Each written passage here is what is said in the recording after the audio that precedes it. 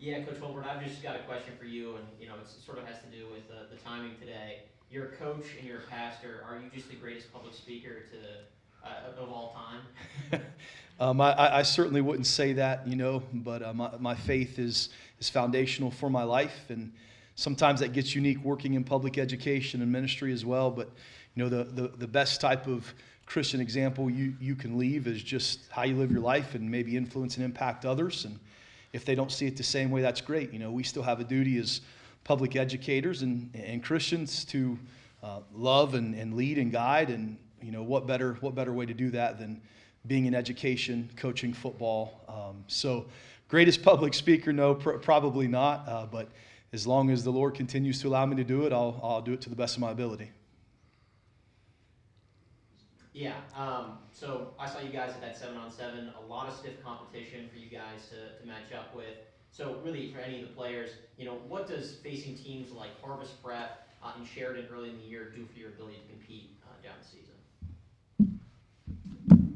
I kind of feel like it just gives us opportunities to get better and get looks at different types of defenses and offenses, and really just have everything thrown our way early on just so we know what to prepare for and how to adjust and adapt and just see what we need to get better at weekly.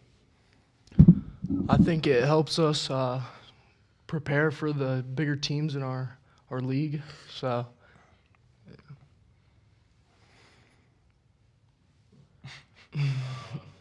Carl Blaylock Media. You guys last year, you talked about some of the bigger teams in your league. What was the message in the weight room? Obviously, last year you guys took your lumps against Bloom Carroll and Amanda Clear Creek. What was the message in the weight room to kind of get closer and get over that hump in that top MSL division? The weight room just in general is the culture builder of our program. It's foundational to everything that we do. I mentioned after we got done, you talked about our challenging 7-on-7 schedule. We scrimmaged Junioto and we scrimmaged Jackson, who were both respective champions in their league. And, we're going to be a young team, an inexperienced team. So for a lot of our younger players to see that was huge. But it started for us, way back January 1. And I was talking to Austin, who's going to be our quarterback this year. I think probably the first Tuesday morning throwing session was January 4th, 5th, 6th in that area. And I took a picture on my truck that day because it was exactly 0 degrees as we were heading to school before class.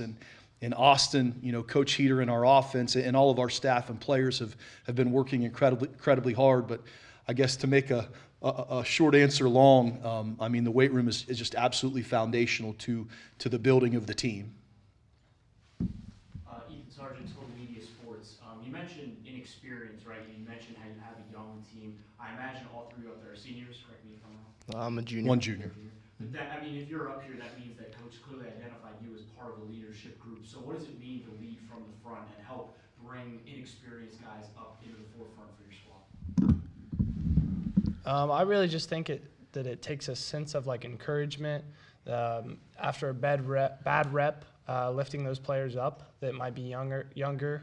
I know we have a lot of sophomores that are stepping up this year after learning plays and stuff, and they're doing really good jobs. But I think it's just as long as you see the brighter side of each play, even after mistakes are made, and just encouraging them to get better and to fix said mistakes, and then just encouraging them to have strength, then it just goes a long way, whether you realize it or not. You guys, your offense last season looked really well. In fact, any game you scored over 20 points in, you guys won. So Coach, how do you really, over this offseason, how have you tried to hammer in these guys' heads the offensive consistency and how to keep producing in bunches to keep winning games? Probably heading into any of the 13 or 14 years that I've been a head coach up until this season, I would have told you I was an offensive guy, and that's truly what I connected with, truly what I love, and we've had a lot of offensive success. The first time ever, we have an offensive coordinator who's going to call the plays, which is Corey Heater. Corey Heater was the old offensive coordinator at Bloom Carroll when they had a tremendous amount of success. Went to a state championship game. Corey is also a former great football player at Logan and has a tremendous mind. So He has brought in his philosophy, his system, his scheme, and it's a really good time because of the amount of turnover and brand new. I mean, all of our skill positions are completely new, zero experience at the varsity level. And so that's allowed him to kind of work from the ground up with his system and philosophy. And he's meshing that with some of the things that we've done well. Certainly I have a big hand in that, but it's challenged me and allowed me to really be felt in other areas, but also force myself to be coachable and look into other areas. I've gotten into coaching more position groups than I've done in a really, really long time, and I've had a ton of fun with that thus far. So, looking at the numbers here, there are two seniors up there.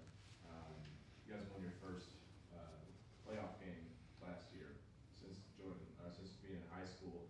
And, what are you guys doing to ensure that you could, win more than just one playoff game?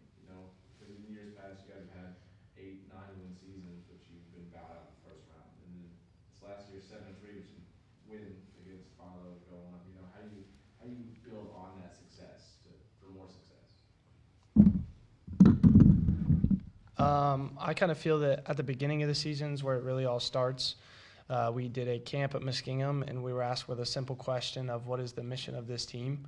And as a team, we decided to get better weekly. And I feel that if we stick to that mission and consistently preach it weekly, then the rest will come naturally. If we get better in every way we can, then the games will start to fall into place and it will fall together as a team. And then by the time we know it, we'll be in playoffs and we will be winning games there too.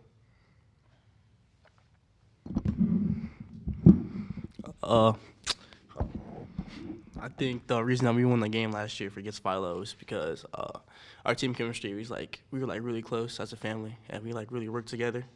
We practiced real hard together, and I think that's the reason why we won against Philo, because we were really close together as a family. So I don't think it comes from hard work. I think it comes from chemistry too. So as long as we get that, I think we should be good too. Yeah, just a question for you, Coach Holbert. Before you were at Logan Elm, you were at Motorsport, correct? That's correct. In your first year there, it was 0-10. Mm-hmm. And then your second year was the best season Motorsport's had in a very long time, at 7-3. So with all the changes this year and all the changing faces, and you talk about how exciting it is it always something in the back of your head, how quickly a group of guys can turn around and really put together a productive season? Is that what, even in years where you're going to have new faces, what keeps you confident about what you can do? Actually, slight correction. I was 0-20 to start my career.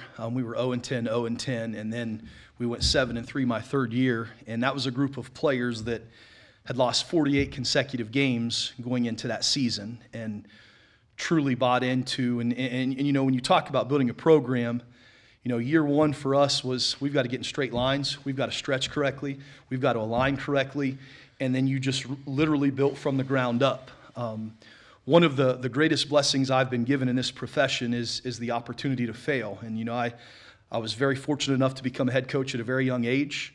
I've always had tremendous administrations. Our Logan Elm is no different, and they gave us and our staff, a young staff, the opportunity to just grow and learn and fail.